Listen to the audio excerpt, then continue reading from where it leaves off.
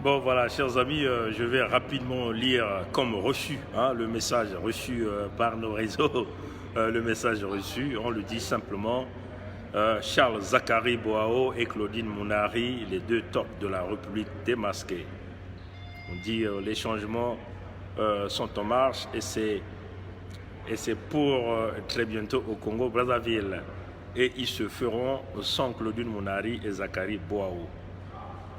Voilà, on le dit ici, Zachary Boao et Claudine Mounari, les têtes de l'opposition, qui ont rejoint la mangeoire de Sassou. On dit en effet, depuis quelques jours, comme on vous l'avait dit, là ce monsieur vient encore de le confirmer aussi par son message. Voilà, comme on l'avait annoncé hier, que Zachary Boao est en France pour le mariage de sa fille. Donc la fille de Zachary Boao, ça vient d'être confirmé par ses compatriotes qui ont envoyé ce message. Zachary Boao, la fille de Zachary Boao se marie avec le fils Zéphirin Mboulou. Mboulou, c'est le vilain ministre de Sassou qui avait changé les résultats de l'élection présidentielle qui a donné la victoire à Sassou.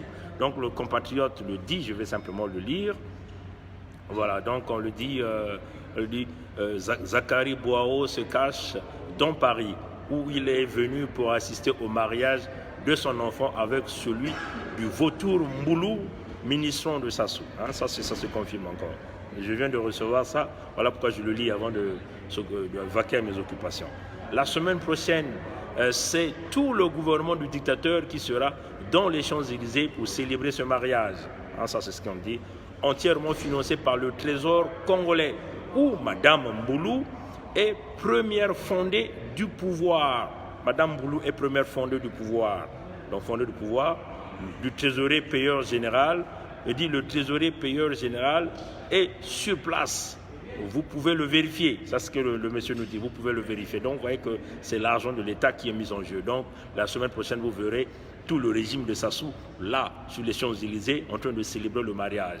Et il lui dit, au moment où partout dans le pays et à l'étranger, les étudiants sont en grève et réclament le paiement de leur bourse, au moment où les retraités cumulent des arriérés de salaire, au moment où le Congo subit une hécatombe et les gens meurent comme des poulets par manque de soins, au moment où les Congolais ont du mal à rejoindre les deux bouts et ne peuvent pas satisfaire leurs besoins élémentaires, au moment où le pays est détruit, routes détruites, quartiers entiers détruits, écoles détruites, voilà, c'est le moment que choisit le pseudo-gouvernement congolais pour organiser en grande pompe un mariage aussi coûteux de l'enfant Mboulou et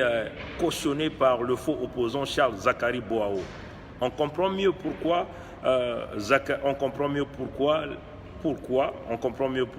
malgré les grèves, les événements de ces derniers temps au Congo, Charles Zachary Boao n'a plus jamais ouvert sa grosse gueule pour dire un mot.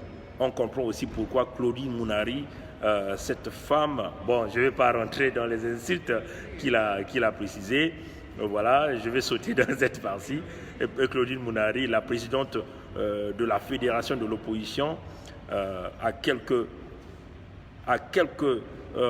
mandats, qui est arrivé à la fin de son mandat, n'a simplement pas voulu démissionner et aussi virer pas mal des gens des opposants de l'opposition au niveau de la diaspora. On dit Zachary Boao et Claudine Mounari sont des véritables traites de la cause congolaise. Le changement du Congo se fera sans eux. Voilà, donc ça c'est ce que le message que je venais de recevoir d'un compatriote. Donc vous voyez que ce que nous avons dit hier, le baie vitrée fonctionne, chers amis. Le baie vitrée fonctionne, tout le monde voit tout le monde écoute tout le monde parle à tout le monde. Nous avons confirmé, nous avons parlé au conditionnel. Il se pourrait qu'il y ait mariage fille Boao et fils Mboulou.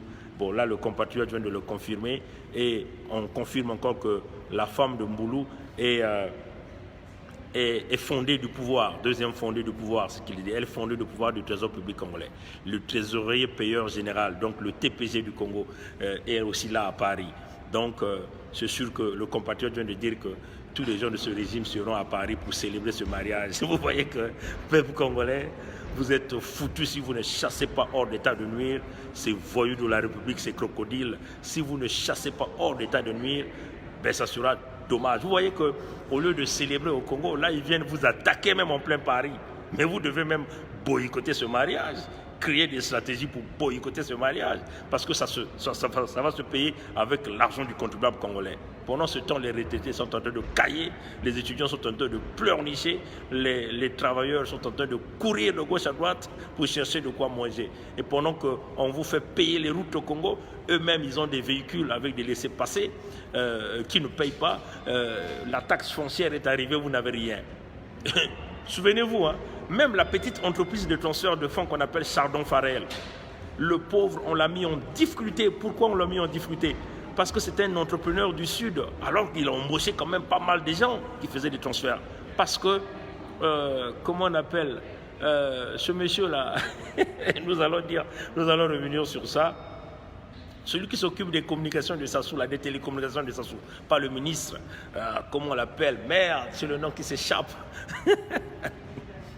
Je crois qu'il a un frère pasteur aussi. Hein?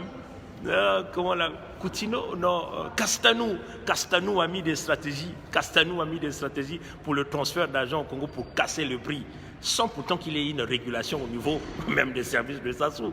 Donc le pauvre Chardon Farel va se mettre à chasser ses employés, à mettre ses employés hors d'emploi. Et donc des pères de famille, des mères de famille, des jeunes filles qui avaient leur emploi vont être mis dans la rue parce que le business a été cassé. Les Mossi ont tout récupéré parce que leur objectif, c'est de pousser tous les petits entrepreneurs sudistes à pouvoir ne plus exercer, donc de les mettre hors du business complètement. Et dans leur tête, ils ne veulent voir aucun sudiste qui n'est pas lié à ce régime de s'en sortir. Voilà pourquoi nous disons à nos amis du Sud, ouvrez les yeux. Vous voyez, on vous a imposé les taxes.